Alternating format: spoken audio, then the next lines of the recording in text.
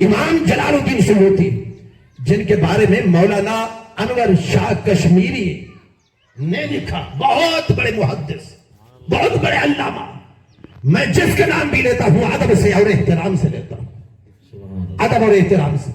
انہوں نے کیا لکھا؟ انہوں نے یہ لکھا انہو رآہ باثنین عشرین مرتن، کہ امام جلال الدین سیوطی کی وہ ذات گرامی اس قدر جلیل القدر ہستی ہے کہ ایک دو مرتبہ نہیں 22 مرتبہ جاگتے ہوئے تاجدار کائنات کی انہیں زیارت نصیب ہوئی۔ سبحان اللہ، جاگتے ہوئے بیداری کے اندر، یہ ہے امام سیوطی کا وہ مقام۔ لیکن امام عبد الوہاب شعرانی، اور یہ عبد الوہاب شعرانی یہ کون ہے؟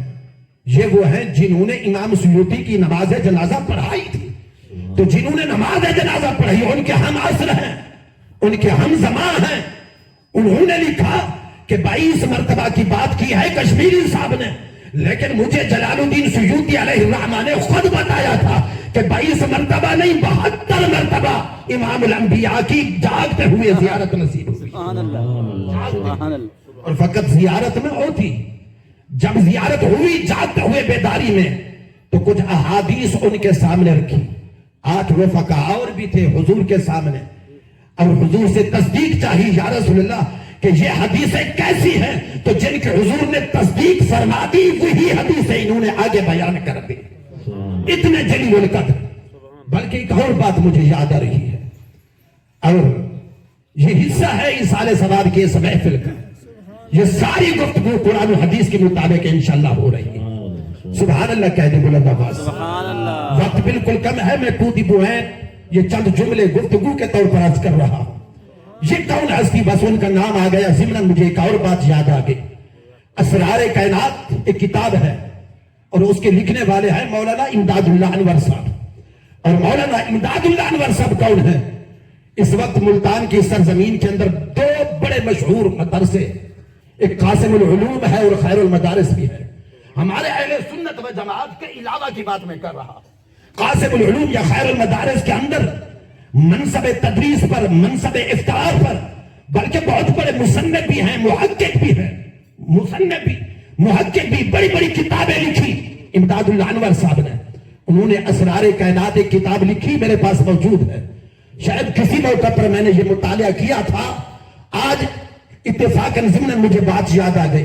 انہوں نے لکھا امام جلال الدین سیوطی رحمت اللہ تعالی علیہ کے بارے میں کہ یہ وہ ہستی ہے کہ مصر کی جامع مسجد ہے، اور جس کا نام اس وقت مجھے بھول رہا ہے، مصر کی جامع مسجد، اس مسجد کے اندر انہوں نے نماز ظہر باجماعت ادا کی ہے۔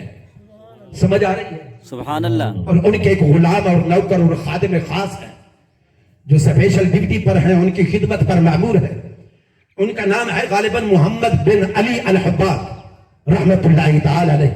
وہ بھی ساتھ نماز ظہر باجماعت ادا کر لی، اور باجماعت ادا کرنے کے بعد جب سلام پھیرا تو اپنے غلام، اپنے نوکر سے اپنی ایک خواہش کا اظہار کیا اور یہ کہا کہ ظہر کی نماز تو بحمد اللہ تعالی ہم نے اپنی اسی مسجد کے اندر باجماعت ادا کر لی ہے، اللہ کا فضل اور کرم ہے، لیکن آج میں چاہتا ہوں کہ عصر کی نماز بیت اللہ شریف جا کر ادا کریں۔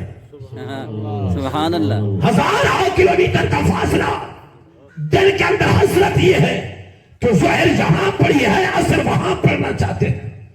انہوں نے تعجب کے ساتھ کہا کہ بھلا یہ کیسے ممکن ہے، کیسے ممکن ہے؟ انہوں نے کہا ہاں یہ ممکن ہے، شرط فقط یہ ہے کہ میری وفات تک کسی کو اس کرامت کا ذکر نہ کرنا، میرے وصال کے بعد تجھے اجازت ہے جس کو چاہو بیان کر دینا۔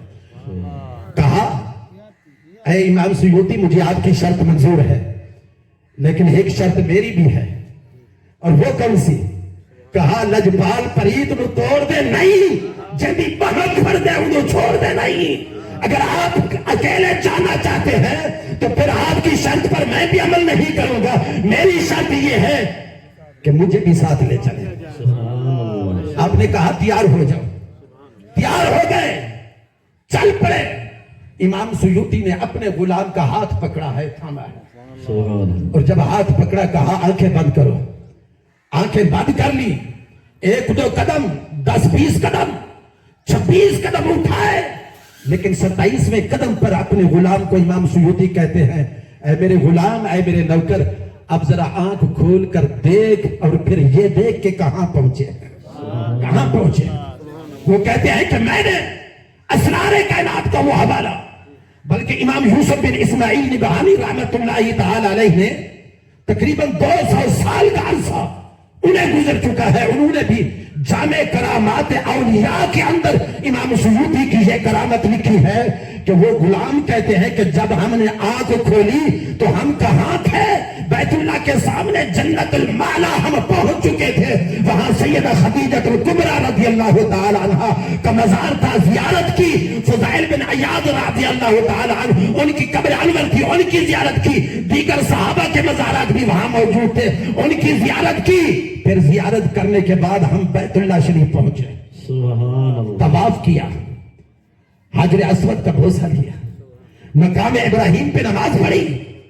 اسی دوران پھر عصر کی نماز کا وقت ہو گیا, با جماعت نماز عصر ہم نے وہاں ادا کر لی, اور جب با جماعت وہاں ادا کر لی, اس کے بعد پھر حجر اسود کا بوسہ اور مقام ابراہیم کے بعد پر نفل نماز ادا کرنے کی غرض سے تھوڑی دیر وہاں بھی پھر رکے.